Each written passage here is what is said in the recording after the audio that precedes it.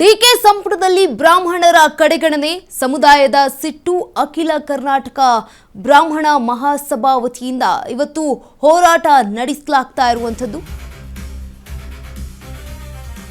DK ಸಂಪುಟದಲ್ಲಿ ಬ್ರಾಹ್ಮಣರ ಕಡೆಗಣನೆ ಸಮುದಾಯದ ಸಿಟ್ಟು ಅಖಿಲ ಕರ್ನಾಟಕ ಬ್ರಾಹ್ಮಣ ಮಹಾಸಭಾ ವತಿಯಿಂದ ಹೋರಾಟ. ಫ್ರೀಡಂ ಪಾರ್ಕ್ನಲ್ಲಿ ಇಂದು ಹೋರಾಟಕ್ಕೆ ತೀರ್ಮಾನ. ರಾಜ್ಯ ಸರ್ಕಾರದ ವಿರುದ್ಧ ಅಕ್ಷರಶಃ ಗುಡುಗಿದ ಬ್ರಾಹ್ಮಣರು 1969ರಲ್ಲಿ ಇಂದಿರಾಪರ ನಿಂತಿದ್ದು ಇಡೀ ಬ್ರಾಹ್ಮಣ ಸಮುದಾಯ. ಕಾಂಗ್ರೆಸ್ ಮತ್ತು ಬ್ರಾಹ್ಮಣ ಸಮುದಾಯದ ನಂಟು ನೆನಪಿಸಿದ ಮಂಡಳಿ. ದೇಶಪಾಂಡೆ ದಿನೇಶ್ ಪೈಕಿ ಒಬ್ಬರು ಸಚಿವರಾಗ್ತಾರೆ ಅಂತ ಭಾವಿಸಿದ್ವಿ. ಆದರೆ ಕಾಂಗ್ರೆಸ್ ಸರ್ಕಾರ ಬ್ರಾಹ್ಮಣರ ಪೈಕಿ ಯಾರನ್ನೂ ಕೂಡ ಮಂತ್ರಿ ಮಾಡಿಲ್ಲ.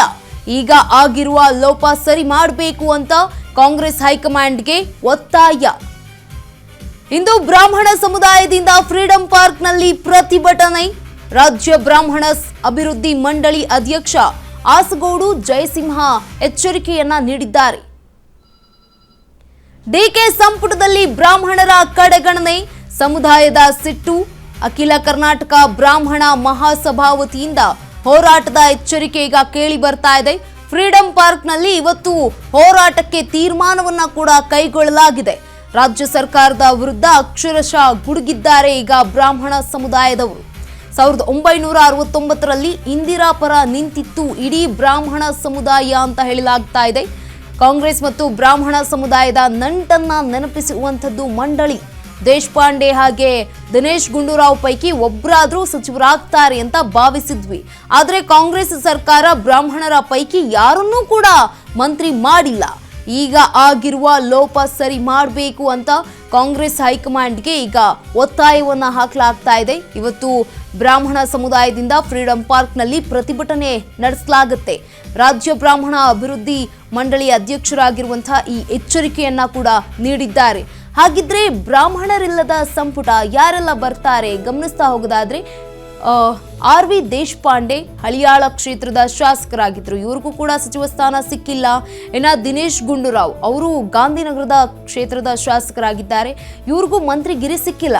ಇನ್ನ ಯು.ಬಿ. ವೆಂಕಟೇಶ್ ಪರಿಷತ್ ಸದಸ್ಯರಾಗಿದ್ದಾರೆ. ಇವ್ರಿಗೂ ಕೂಡ ಸಚಿವ ಸ್ಥಾನ ಸಿಕ್ಕಿಲ್ಲ. ಈ ಮೂವರು ನಾಯಕರಿಗೂ ಈಗ ಸಂಪುಟದಿಂದ ಕಡೆಗಣನೆ ಮಾಡಿರುವಂಥದ್ದು. ಅಂದರೆ ಸಂಪುಟದಲ್ಲಿ ಬ್ರಾಹ್ಮಣರ ಕಡೆಗಣನೆ ಆಗಿದೆ.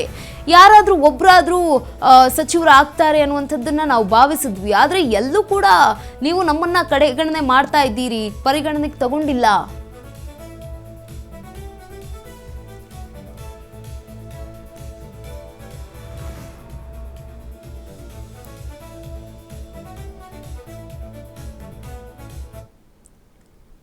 ಈ ಬಗ್ಗೆ ಹೆಚ್ಚಿನ ಮಾಹಿತಿಯನ್ನ ನೀಡಲಿದ್ದಾರೆ ನಮ್ಮ ಪ್ರತಿನಿಧಿ ಲಕ್ಷ್ಮಿ.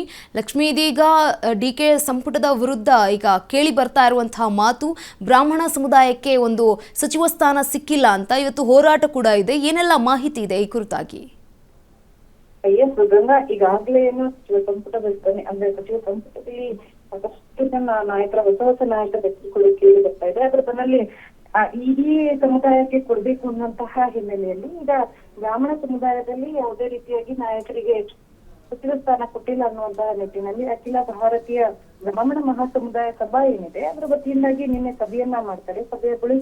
ಸಭೆಯಲ್ಲಿ ಒಂದಷ್ಟು ಚರ್ಚೆಗಳಾಗ್ತವೆ. ಅದಾದ ಬಳಿಕ ಇವತ್ತು ಹೋರಾಟ ಮಾಡೋದಕ್ಕೆ ಮುಂದಾಗ್ತಾ ಇರುವಂತದ್ದು. ಯಾಕೆ ಬ್ರಾಹ್ಮಣ ಸಮುದಾಯವನ್ನ ಕಡೆಗಣನೆ ಮಾಡಿದ್ದಾರೆ, ಸಚಿವ ಸ್ಥಾನ ಕೊಡ್ಬೇಕಾಗಿತ್ತು ಅನ್ನುವಂತಹ ನಿಟ್ಟಿನಲ್ಲಿ ಆಕ್ರೋಶವನ್ನ ಹೊರಹಾಕ್ತಾ ಇದ್ದಾರೆ.